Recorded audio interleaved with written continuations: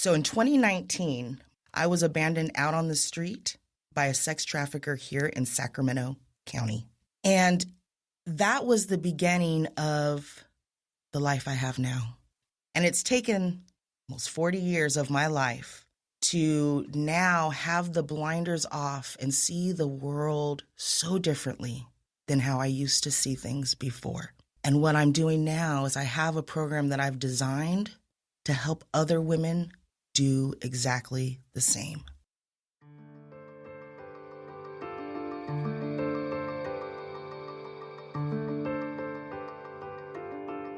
Welcome to the Nonprofit Podcast Network.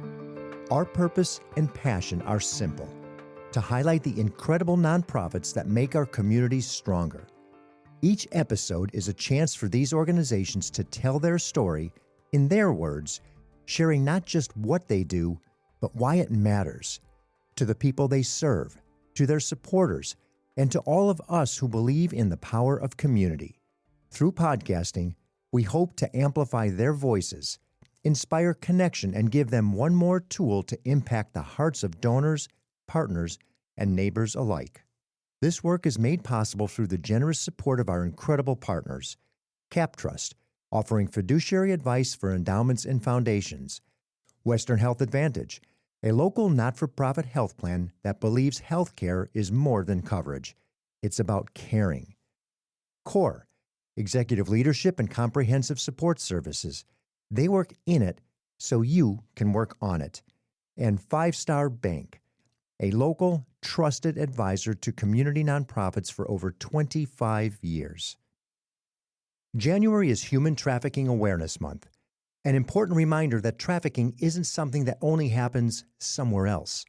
It happens in communities like ours, right in our backyards, in every neighborhood, and far more often than many people realize. And what makes this month especially meaningful is that awareness alone isn't the finish line. The real question is, what does it take for a survivor to rebuild a life that's safe, stable, and truly their own? This episode, you're going to meet someone who answers that question with both courage and a blueprint. Emily Sanders is the founder of Connect2Change, and she's also a survivor. Her organization is rethinking what support can look like after escape, after crisis, after the immediate emergency is over. Because safety is essential, but so is sustainability. Emily and her team are helping women move from survival to self-determination through entrepreneurship, coaching, mindset shifts, and practical skill building, including financial confidence, strength-based planning, and micro-enterprise development. Not a one-size-fits-all pathway, but an individualized, empowering one. And the community is taking notice. Emily recently won Sacramento Venture Philanthropy's Fast Pitch, walking away not only with major funding, but with a deeper network of people ready to help her work grow. This conversation is honest, hopeful, and forward-looking. It's also a powerful reminder that real impact isn't just rescuing someone from harm, it's helping them build what comes next. Emily Sanders, welcome to the Nonprofit Podcast Network. Thank you, Jeff, for having us today. I'm so excited because I have to share, you are the winning recipient of Sacramento Venture Philanthropy's Fast Pitch 2025, which is the 10th anniversary. And here you are, one of the younger organizations who emerges victorious with the most money, the most opportunity to use that funding to the greatest good of the organization. Tell me a little bit about that experience. It was an absolutely amazing experience. And I knew we were the underdogs, but let me share a secret with you. August 24th at 6:04 a.m., I found a note that I had written down. And on that note, I had written down, raise 20,000, win SVP, both of which I have now achieved. Congratulations. Thank Who you. says you can't manifest and that you shouldn't write things down when you have goals and objectives, right? Absolutely. It's the same lessons that I speak to the women that we serve. Which we're going to get to in just a second, because I'm going to share another thing that I happen to be the beneficiary of on stage. As you're holding your winning check, was that $15,000, was it? The One check of them, itself? yes. A couple came up and they said, we'd like to give you another check. And you got more money from somebody who really believed in you and what you were doing. And they said, do you remember we told you you were going to win? Yes. And I was blown away. Me too. Me too. Yeah. I came in, as you said, when I looked at the other organizations, I was Sure. like, whoa, whoa. Well, I am so honored to be a part of this. I couldn't believe it when they said, and the winner is Connect. I was like, is that our name? It was an overwhelming feeling of joy. Mm-hmm. And our organization most certainly needed it at that time. We are now fueled forward for 2026. And not only with the winnings, the biggest winning of SVP is all the people that I got to work with, connect with, and now am going to be working with in 2026. Mm-hmm. That was the real winning of SVP. Yeah, and we'll touch base on that too in just a second, because what I want to know is, how did the organization come to be? So I shared a little piece during the fast pitch, and I'll share a little bit more with you now. So in 2019, March 2019, I was abandoned out on the street by a sex trafficker here in Sacramento County. 2019, not too long ago. Mm-mm. My son is 6 now. And that was the beginning of the life I have now. I'm 42. I'm 42. Now everybody knows, Emily. That's okay. I'm 42. And it's taken almost 40 years of my life to now have the blinders off and see the world so differently than how I used to see things before. And what I'm doing now is I have a program that I've designed to help other women do exactly the same. And it's a little bit unique, because the stories we might hear normally would be, well, when the women are trafficked and they're discovered, we find them, we're able to pull them out of that situation. It's really victims' resources that we're taking care of, the basic needs, housing and food. But you're beyond that. This program is a little bit different. That's a part of what happens with organizations that you work with, and we can talk a little bit about collaboration in a minute, but you do something different with them. And I want to get into that, because you did it yourself first before you realized, if I can do this for me, I can do this for them.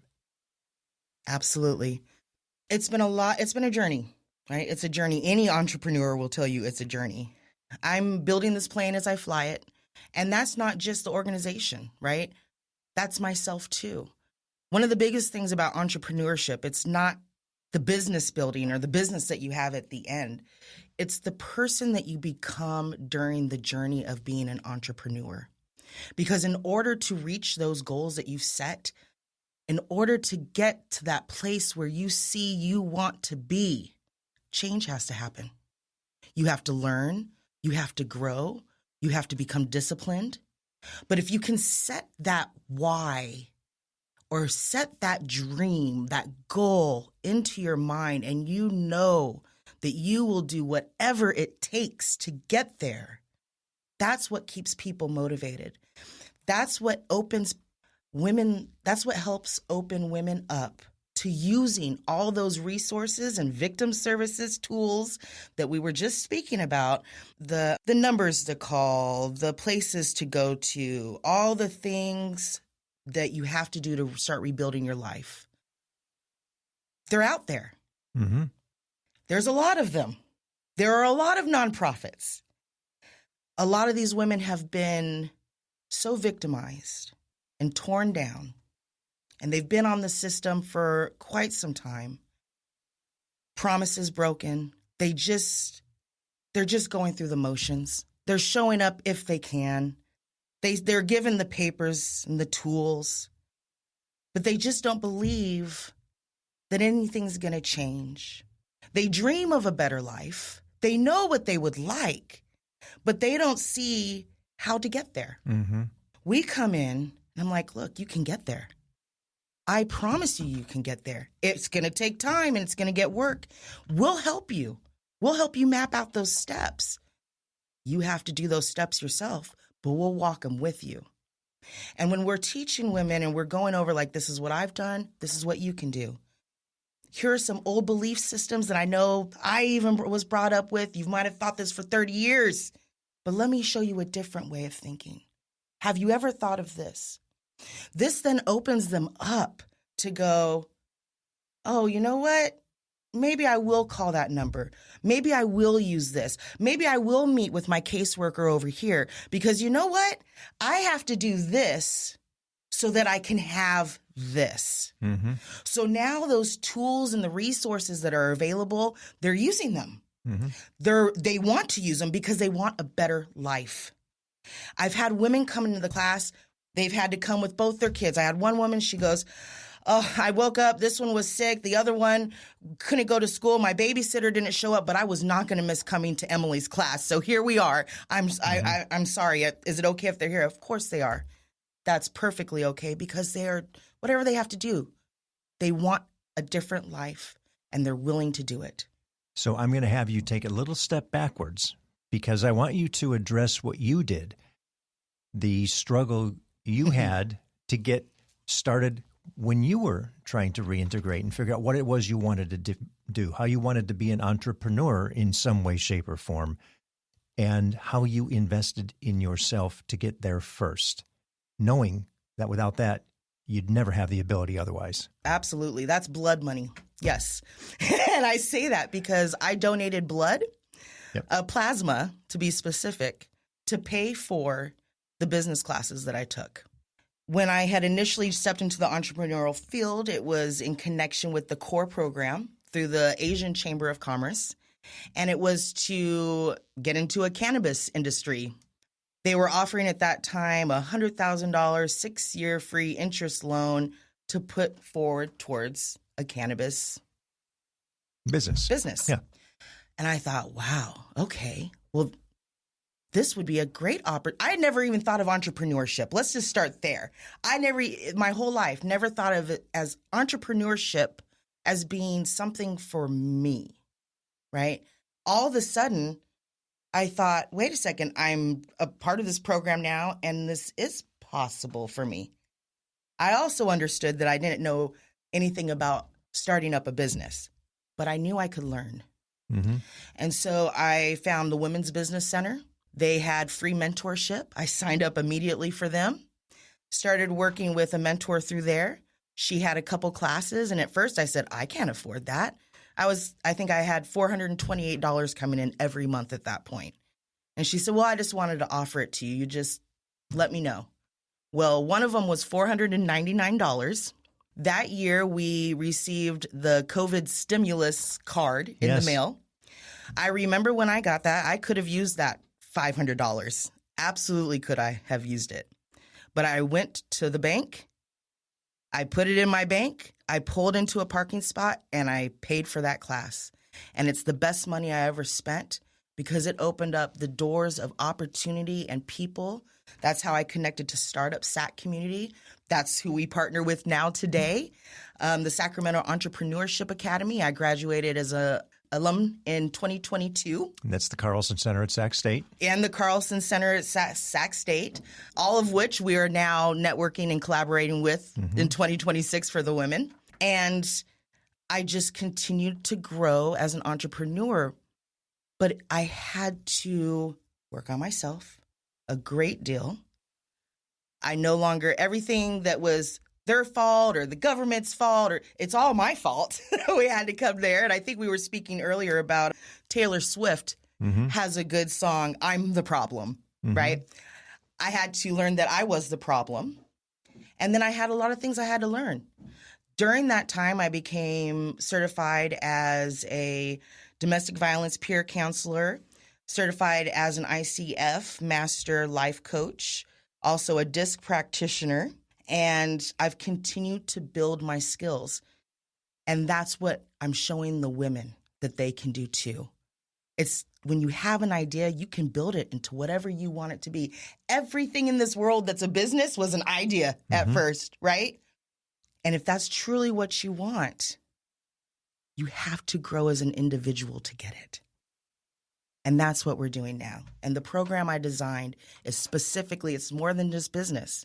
It's the coaching aspect and the mindset shifts aspect that's interwoven into our curriculum.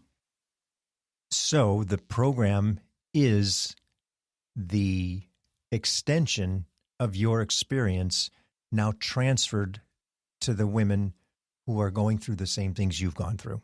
Absolutely. And almost translated too. So what I learned on my experience and the gazillion cohorts of through Startup Sac and Sacramento Entrepreneurship Academy. Not to mention the gallons of blood. You're right. And I did for a couple of years there. All of that together, I know what areas I struggled with understanding and what areas really kind of kept me stuck. I'm able to take that information now and deliver it to the women in a way that they can understand it and they can then absorb it and then take action themselves to use. So I'm taking a lot of the learning curves that I had and translating it in so they don't have to go through that, right? And I know what areas really need to be worked on, like money. Week 4 for us is going to be a solid week of money, but it's more than just, here's a budget. You need a budget, and this is a spreadsheet, and this is what you're going to do. And then here's a business cash flow account. They'll see all that stuff's too much. First, we have to start with healing the relationships with money. These women coming from trafficking and exploitation, their distorted views on money have come from years of financial abuse, money being taken from them, never having enough, being told that it's the root of all evil. How do we expect them to be successful with any of the tools, workforce, entrepreneurship, if they can't clearly understand money and heal the fragmented and brokenness that they have with it? They need to heal that so that they can understand and then go, oh my goodness, maybe I should be doing this. When I was in the shelter, because I was in a maternity home when I was abandoned out on the street, one of the things they had in there was they gave us all a budget form. And I thought, oh my goodness, I get $428 a month. Really, you guys? You just want to mark off on a page that I've done a budgeting sheet for you. Now, if somebody had come in and said, look, I know many of you are not making a lot here. You probably get just a few $100s a month. But I'm going to tell you this. What if I told you that if you start to look at a budget sheet and work that $400 on that sheet today, that in the next 6 months, 12 months, you will start to see that grow? Start to learn how to budget small so that way you could budget when it becomes larger. Maybe I would have said, okay, maybe I'll listen to a little bit more. I mean, okay. Show me. And that's what we're bringing to the women, right? And I think that's one component that's missing to a lot of them. There's no one shoe fits all. We need to help them understand and have pictures that they can do it too. And we need to help them absorb the materials that we're giving them. In the grand scheme of it all, we're not talking about the next Microsoft or Lululemon or whatever. We're talking about micro enterprises here. Yes. We're talking about just to get you started. Not to say that may not happen, which would be wonderful. But at this point, it's just to give them the sense of self-worth and confidence and understanding that, yes, you can take these steps. And so the programs are what? What would some of the programs be by definition? Let's say you have a financial responsibility element to it. What do they engage with in terms of the coursework that you're giving them? Okay, so week 1 is really the overview, but then AI training, hands-on, is number 1. Because as entrepreneurs, as you guys know, every event we go to, there's a breakout room for AI, and we have it everywhere. They don't. but it is a tool that they need to know. So we start week 1, hands-on, and then that's a tool that I use throughout the program. I also use a method called 131 method, which is something I learned at a philanthropy summit. Breakout? Yep, one of the breakouts. Yep. And this is also week 1 because we want the women to start getting into the mindset of not dependent and victim, but independent and capable. So the 131 method, first you tell us what your concern is or what your problem is that you want to resolve. You come up with 3 viable solutions. You're going to pick one and why you want to move forward with that. So when women come and have questions, I go, did you chat GPT that or did you 131 it first? Because we want them to start thinking about how can they start finding out answers on their own, right? Week 2, that's my week. That's the coaching week. That's our assessments week. Gallup Strengths Finder, DISC assessments, right? So that we make sure that they know what their talents are. They know what their strengths are. And they're aligning their business ideas and their approaches to that, not just a dollar amount. Because what happens is people hear, oh, that sounds good. I'll do that. I can make money. But if it doesn't align with who you are, you're going to wake up every day miserable. You're going to be drained at the end of the day. You're not going to want to get up and do it. But when you align yourself with what you're good at, what you like doing, what you already know how to do, the days that you wake up and you don't feel that good, you're going to push yourself to get there because you like what you do. You're good at it. So that's what we do in week 2. Week 3, that's going to be the business, right? Your concept, what it is, what's the idea, what's the big idea, where do you see it going? But that's more week 2, goal setting too. So we do assessments, goal setting. What is your idea? What are you looking at? We're practicing pitches, 1 minute or under pitch. Now, week 3, we're really going into the entities, right? How to form a business? What entities can you pick from? With the women in micro businesses, we share all the entities, all the things that you could form, but we really want to focus on sole proprietorship, right? Because that for micro business is where they are. But we share all the information with them. Business model canvas, marketing, legal, all those structure, things. setting it up, all the things you need to be aware of. All that stuff. That's all there. Week 5, once they've and then week 4 is going to be money. That's where we go over all money, have somebody come in. We have a couple people who are already slated for those positions, but we're going to have a bank team come in and they're going to speak about bank lending and how women can connect to their bank directly. We have somebody coming in from accounting to talk about, personal budgeting and getting going and starting something simple that day. And once we've gotten through all that informational stuff, week 5 is going to be fun. Week 5 is where we take a tour into the local ecosystem here. We're looking at maybe Carlson Center, maybe another local business in town where we're a female owner, where the women could come in and start to network with the ecosystem, right? Get out of the victim services and into the community where they're going to be making their futures happen, right? It's another step of coming out of dependent on services and victim crisis and coming into, I am capable, I am an entrepreneur, I am now in the ecosystem myself, right?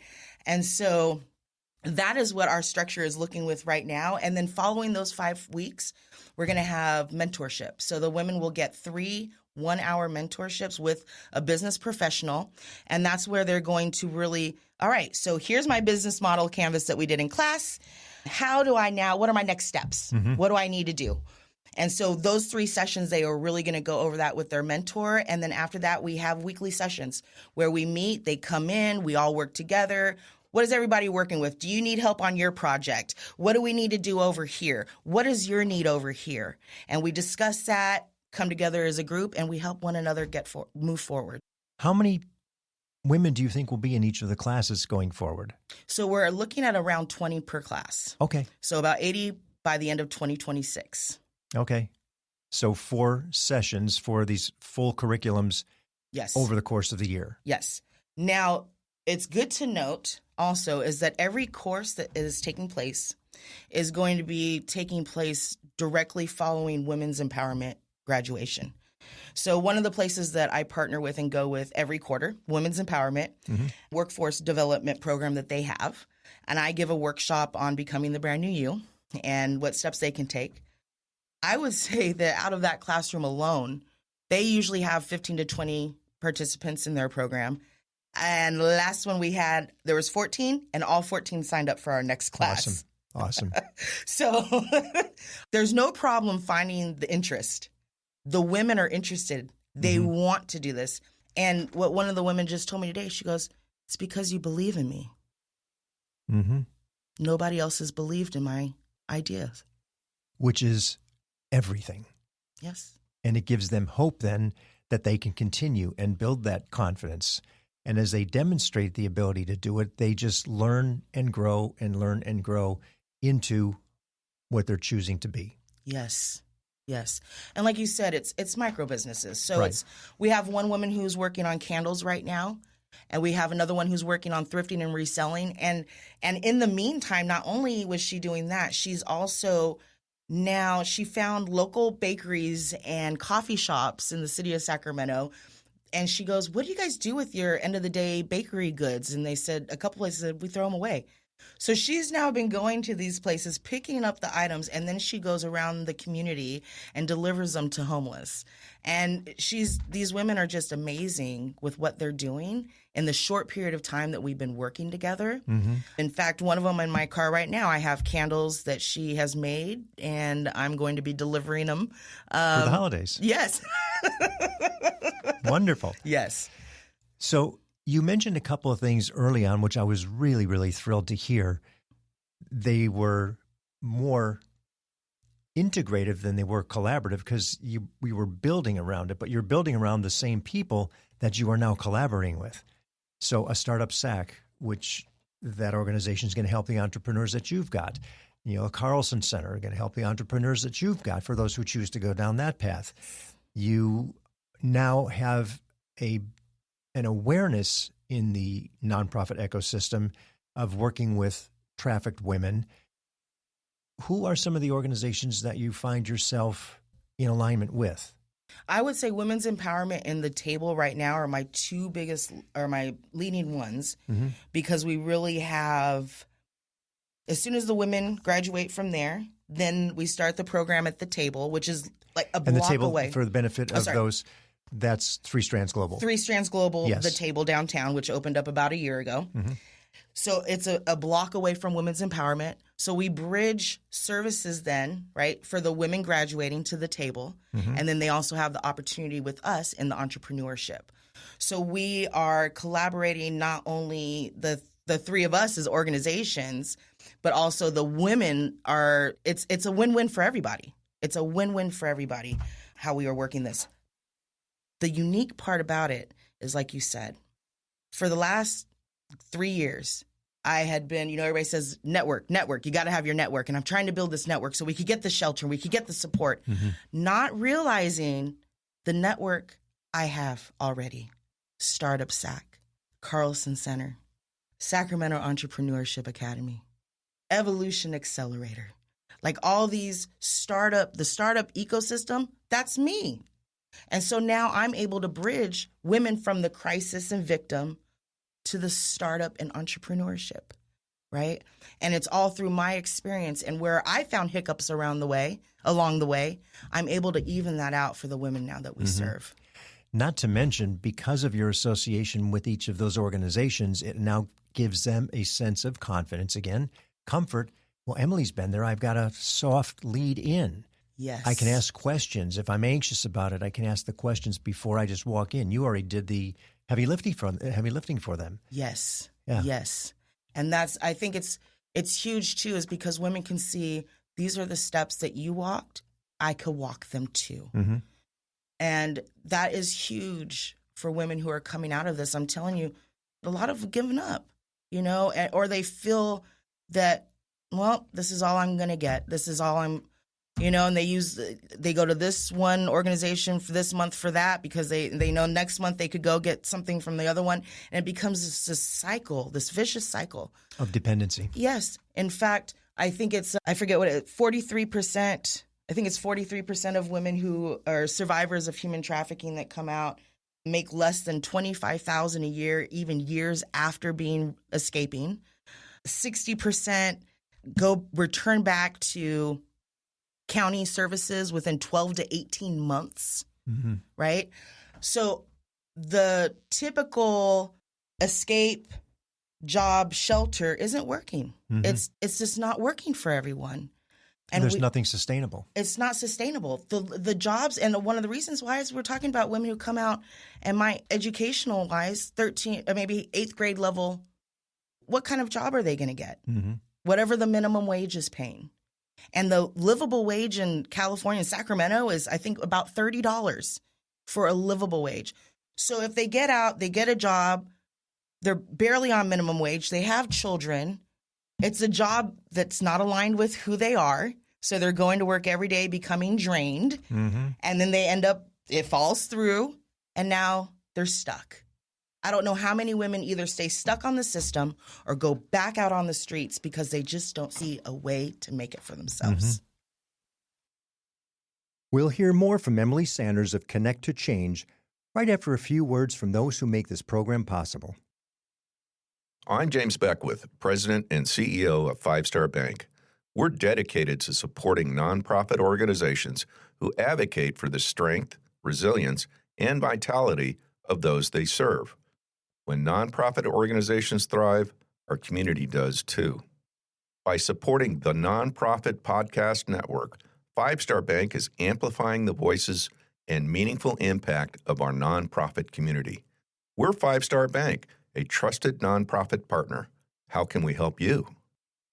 We are really excited to be part of the family and contribute to the work that you all are doing. CORE provides fractional and interim executive services along with comprehensive back office solutions that go into our client sites and do the work to give them the capacity they need in order to move through transitions, whether that's planned or unplanned. Or companies also work with our accounting and finance, back office solutions, human resources, technology, and administration. The reason why our back office solutions add value is because we save them time and money, anywhere from 20 to 30% of what they would spend on that back office solution. We work in it so they can actually work on it. CXORE.com and contact me directly at DTEAT@CXORE.com. If you're interested in learning more about how CORE may help your organization, visit CXORE.com. Hello, this is Scott Thomas with CapTrust in our Sacramento office. I specialize in working with local nonprofits and associations. Annually, we survey private and public nonprofit organizations across the country to better understand challenges they see in today's environment. In our more recent survey, we heard concerns about proper board governance, mission-aligned investment, and how to implement alternative investments. If you would like a copy of the survey or to discuss your organization, look me up, Scott Thomas at captrust.com. At Western Health Advantage, healthcare isn't just a service. It's a shared value. As a nonprofit leader, you need a health plan that understands the importance of mission-driven work. Western Health Advantage is a local not-for-profit health plan that supports organizations like yours with affordable, flexible coverage options for your team. But what truly sets them apart is their commitment to community, supporting nonprofits like the American Heart Association, Sacramento Ballet, and the Crocker Art Museum's Pay What You Wish Sundays. With access to top-tier providers and dedicated local support, Western Health Advantage is more than a health plan. It's a partner in your purpose. Explore your options today at westernhealth.com. Western Health Advantage, healthcare with heart. Designed for those who give back. Let's talk a little bit about how you're funded. Nice to win awards. Yes. And events. And I suspect I'm going to see you win a few more based Absolutely. on the presentation itself. But how are you funding the organization? How do you see that going forward? So we are right now, actually, I just submitted a grant yesterday. So yeah, we're going to be applying for a couple grants this year. We also have a lot of private donors who have been very, very gracious and very supportive with what we're doing. And that is pretty much where we're looking for funding. This year is a lot of systems in place, making sure that we get the data very consistent, very detailed, so that we can share that with all our funders. and raise more funds Mm-hmm. going into 2027. And you are a small organization. You're a young organization. So for people to understand, I'm going to say you're going to be an organization to watch because of what you're doing and the novelty that you've got and the connectivity to different places that are appropriate for what you're trying to accomplish, not only on the victim services side or on the victim side specifically, but also into entrepreneurship ecosystem of the community. Yes. I mean, how beautiful is that? I see this is going to happen. I'm telling you it's going happening. to happen. But you're going to have a woman who's going to come through this program who has been a trafficked woman who sees and has a vision of something that's appropriate that somebody's going to grab onto and say, we need to fund this. It may be more, but I see this happening.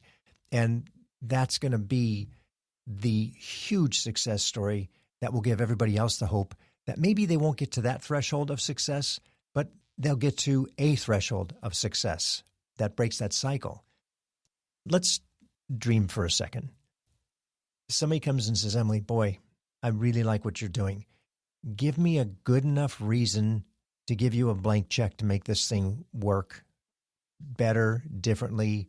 What would it look like? What would you say? How would you build it if money wasn't an object? If you build it, he will come. I don't know if you've ever watched Field of Dreams. Oh, yeah. Oh, yeah.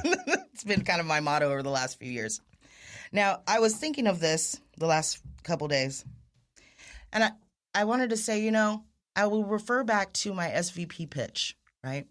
And I asked for $120,000 to coach and train 100 women in business.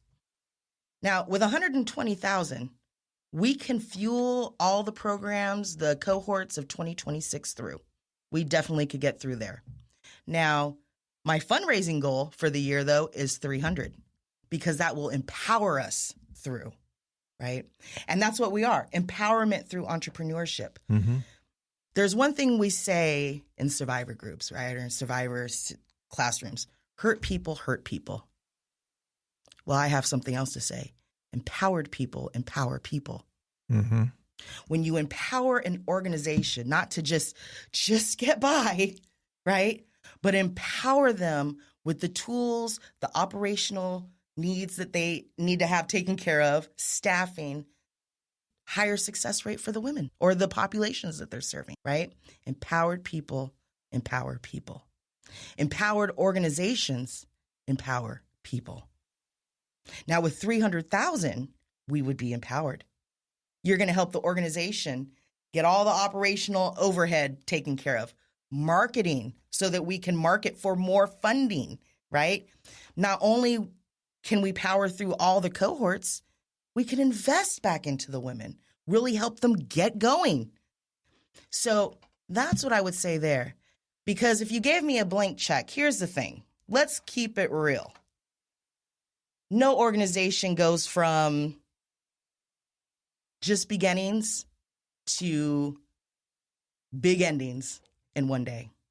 And when we're talking about, I think back to Lisa Culp and women's empowerment. And in fact, the woman that I'm working with now who's doing the candles, she said she remembers when Lisa Culp was at Loaves and Fishes as I forget what they call it, a hat person, but basically somebody directing people where to go, mm-hmm. right? And she said she would see Lisa out there talking to the women. What is it that you need? What would help you right now? And she said then Lisa at Loaves and Fishes just had an office that she was working out of. And she would go in there and she goes, oh, there'd be so much crazy stuff going on outside, Emily. But Lisa would go, just light this candle, just light this. Don't look anywhere else. Just focus here on this candle. And we're just going to set our intention for the day. Now, she said she didn't make it through that time with Lisa, but she remembers that. She remembers where she started. And I share that story because it relates to where we are, right? We're starting. We're over at the table. We're in their office, right? We're collaborating with them to use that space. Just like Lisa, right? What is it that you need? How can we help you? How do we get you to the next step? So with that being said, it's kind of unrealistic to say a blank check and we would end up in the exactly where I want mm-hmm. to be. But where we are today, 120,000, that'll get us our cohorts for 2026. 300 will empower us through and get us to where we need to get going. And what I really like about that is for anybody that's listening saying, this is reasonable. This is reasonable. This reasonable progress. Let's consider an opportunity for them. And to your point of, let's say you have these women with these ideas, there will be an opportunity, I think, some point down the line as the organization grows and the funding is there and there's some reserve to say, we use this piece of the organization. This reserve is really for our little venture capital piece to help the women's ideas come to fruition. Yes. And all of a sudden now you are self-fulfilling. Greatest need today, just today, as you're looking at, you just finished a grant for the city of Sacramento. Mm-hmm. We're looking at the beginning of a new year. What is the greatest need?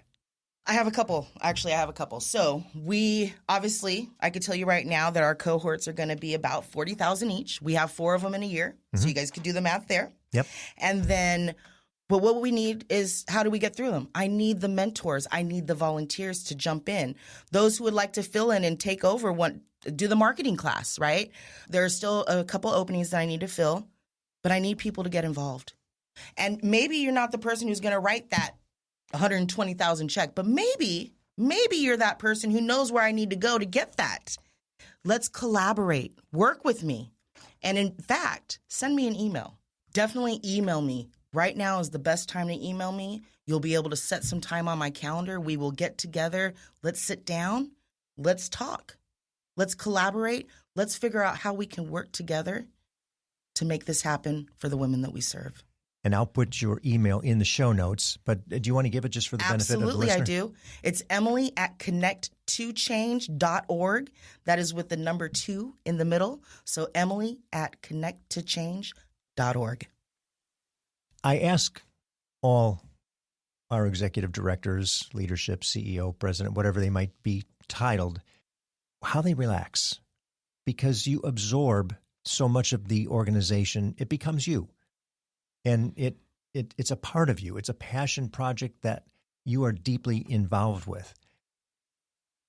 What does Emily do to step back? Plans ahead. Please help me. Can you help me on that? So since I stepped off the stage November 17th, I have been going nonstop. 2025. Of 2025. Yes. I have been going nonstop. So I decided to take off some time going into the new year. Make time to reflect and recharge and to set those meaningful intentions for the new year. Mm. Making sure that I set time aside for me to do nothing sometimes, just so I give myself time to process and absorb everything that's come into my line of sight in however much time. But it's taking that time off to spend with my little boy. Who is 6 years old? 6 now, yes. Because I still need to be a present mother for him. Yep. And enjoying those moments. What's the best way to learn more about the organization? And you mentioned these volunteer roles that you're looking for, these positions that you need filled, to donate, to understand when the classes are, all that's happening. I would say go to our website. Mm-hmm. If you go to our website, you will see there's a lot of information on our program design, how that works, what dates are coming up for our next cohorts, and contact information. Definitely contact me. And when we're talking about volunteers, I'd like to note, often people think, well, geez, I don't know if I have any skills that would be helpful. If you can pick up a phone and call around to see who might be interested in supporting our mission, if you can make a phone call, you can volunteer for us. Mm-hmm. We need any and all the help available to help us fuel these women for the next year forward. This episode releases, and I'm going to do something I say we don't try to do, but it's important as we start the new year in January. It's Human Trafficking Awareness Month. And it's a category that so many people don't realize how pervasive and prevalent it is, and that Sacramento is one of the highest in the country because of our confluence of freeways and systems to get people out of here sadly, and because of the integration of just bad operators that we have who come here because it is known as an easy access point to take people.